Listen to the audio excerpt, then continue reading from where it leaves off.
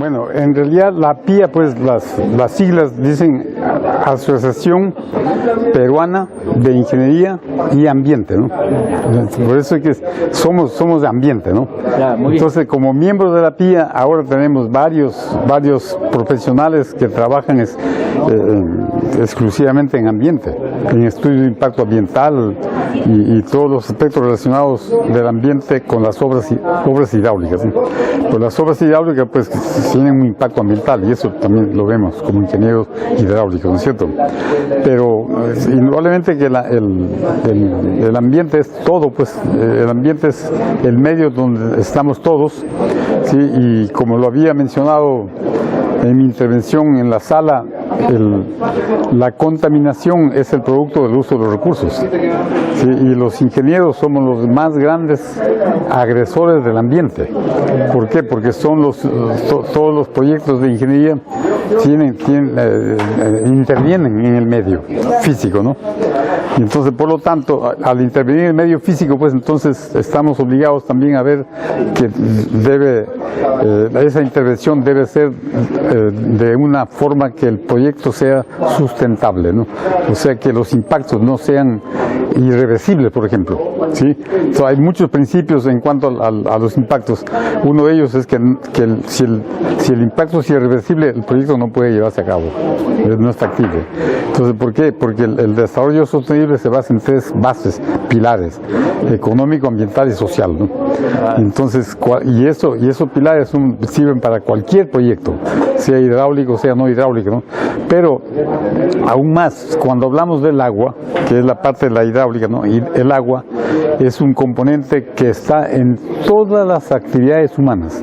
No hay ningún proyecto que no tenga relación con el agua, ¿sí? No hay ninguno, aunque sea de servicios, porque una empresa de servicios puede dar un servicio, pero el agua está por ahí, bebiendo agua, bebiendo café, bebiendo té, los servicios higiénicos de esta compañía que está ahí, etc. Entonces el agua es un elemento importantísimo, por lo tanto tiene que considerarse pues en cualquier proyecto el impacto que el proyecto ejerce sobre el agua en particular cuando es hidráulico y sobre el ambiente en general cuando es cualquier tipo de proyecto, ¿no?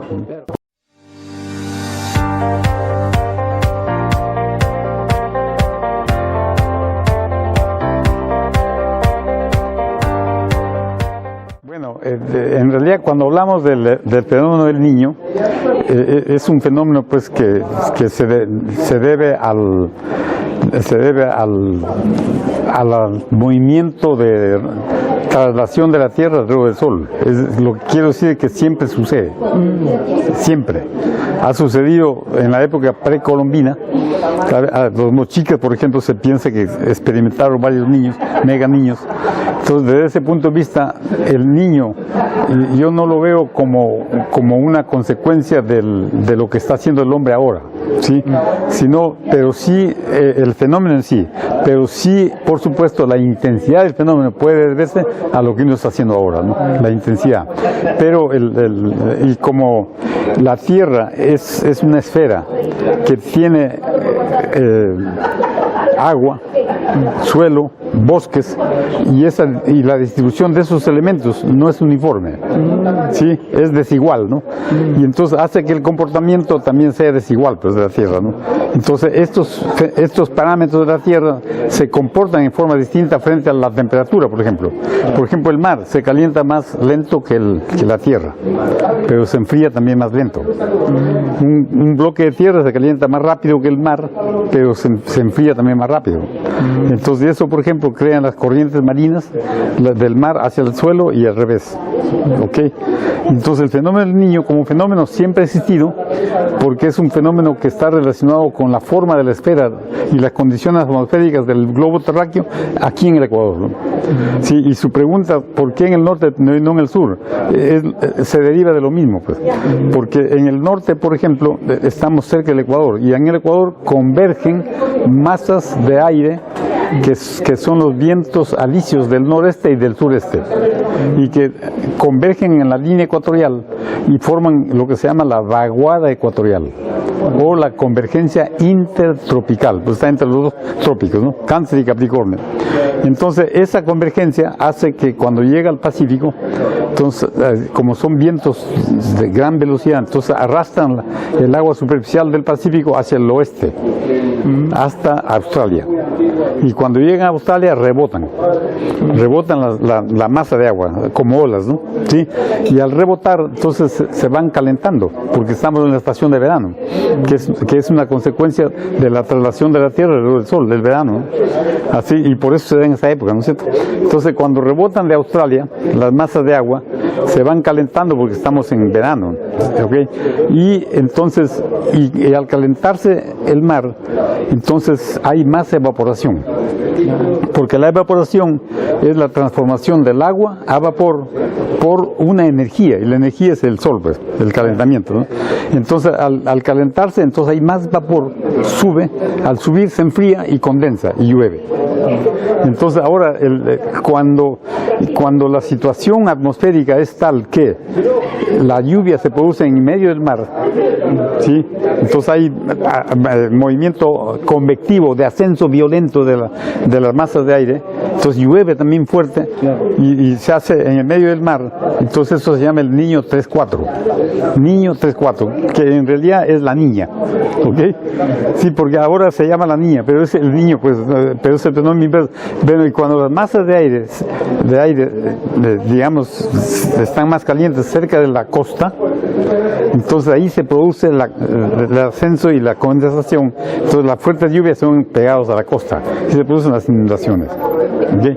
Pero el hecho que haya, digamos, calentamiento cerca de la costa o lejos de la costa, entonces hace que el fenómeno, como es una interconexión atmosférica, entonces cambia al sur. En el sur sucede lo inverso, entonces viene la sequía en el sur.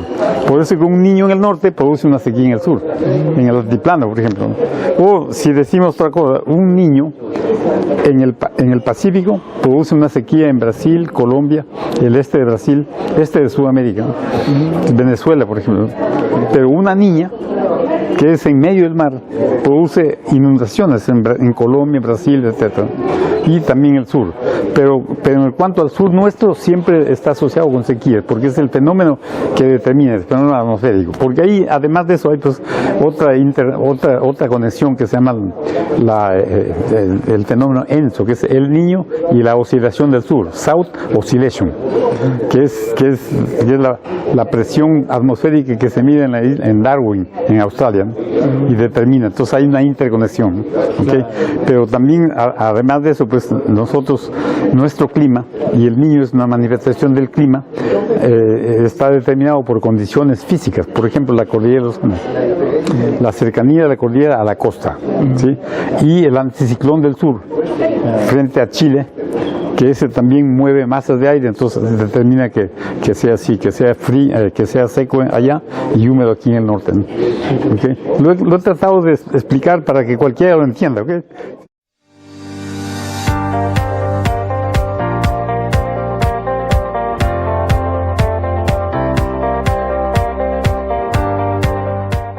En realidad, lo que pasa es que los prehispánicos no conocían el término ecología, ¿no? Pero sabían que era en la práctica, ¿no? O sea, entonces, y lo vertían, esa idea como conservación del recurso.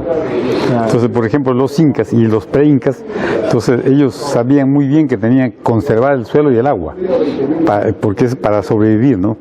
Entonces, y así nacen todas las terrazas que hay en el sur, ¿no? Para conservar el agua y el suelo, porque el suelo, si no se conserva así, porque el suelo se erosiona cuando hay un agente que tiene fuerza para trasladar el suelo, y el agente es el agua o el aire, ¿sí? Entonces, ¿qué hicieron ellos? Vamos a quitarle fuerza al agua. ¿Cómo le quitamos? En vez de tener una pendiente inclinada, entonces vamos a disminuir la pendiente haciendo terrazas parciales, ¿no? Entonces tengo un inclinado, pero luego tengo un plano, otro inclinado, plano, y así son las terrazas, ¿no? Que van así. Entonces así han quitado la velocidad al agua.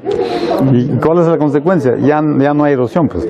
¿te das cuenta? Y además de eso conservan el agua porque hay infiltración, entonces el agua va a los estratos subterráneos y aunque ellos, los incas no trabajaban con pozos, pero sí lo hacían los chinos, por ejemplo. Los chinos de hace 5000 años trabajaban con pozos alrededor de Beijing, ¿no?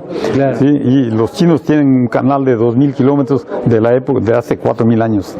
¿Okay? ¿Y los Nazca? Los Nazcas es otro sistema de conservación del agua, sí, porque es una zona árida, ¿no? Estamos los incas pues en las Andes, que es más lluvioso, entonces conservaban el agua para la época seca también, ¿no? Y evitaban la erosión del suelo. Pero los Nazcas, como es zona más desértica, entonces ellos tenían que usar otras técnicas para conservar el agua, los puquios. O sea, hacían huecos circulares como caracoles, ¿sí? Y entonces ahí almacenaban el agua, porque el agua cuando caía se infiltraba en los huecos y eso filtraba lateralmente, ¿no?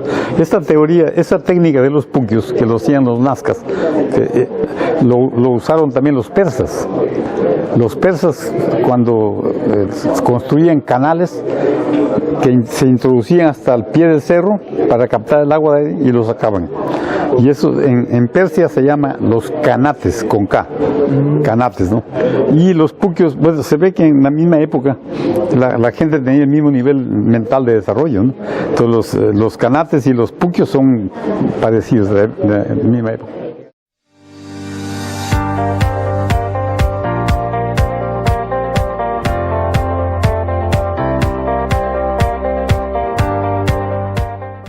En el sexto congreso pues vamos a tratar todos estos temas relacionados con el agua y las obras conexas. Entonces hay como 99 papers o trabajos, artículos que se van a presentar y de ellos se va a elaborar una memoria de ellos y algunos se seleccionan para ser publicados en revistas muy especializadas, ¿no? Entonces los que vayan a asistir al congreso entonces se van a llevar toda esa experiencia de todos los investigadores que están trabajando en proyectos hidráulicos, en temas relacionados con el agua y que van a exponer su experiencia ahí y va a ser muy enriquecedor para el que vaya a participar ahí, ¿no?